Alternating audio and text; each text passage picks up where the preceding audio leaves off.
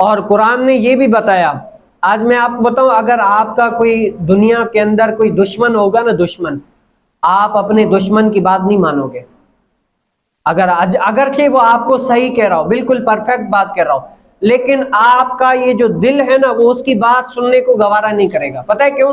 کہے گا کہ یہ میرا دشمن ہے، یہ مجھے جو ہے نا ہر وقت نقصان پہنچانے کی کوشش کرتا رہتا ہے، تو میں اس کی بات سن کر نقصان نہیں اٹھانا چاہتا۔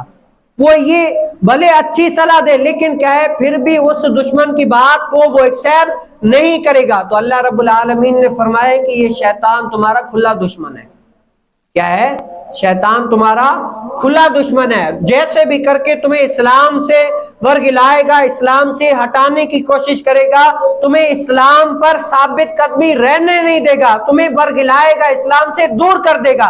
اللہ رب العالمین نے پہلے ہی بندوں کو فرما دیا کہ شیطان تمہارا کھلا دشمن ہے۔ لیکن کیا وجہ ہے؟ جب اللہ نے فرما بھی دیا، بتا بھی دیا کہ شیطان تمہارا کھلا دشمن ہے، لیکن کیا ہے، ہم اس بات پر عمل نہیں کرتے، ہم اس بات کو نہیں مانتے ہیں، لیکن کیا ہے، اس پر عمل نہیں ہے، ڈر نہیں ہے، ہمیں اللہ رب العالمین کا خوف نہیں ہے۔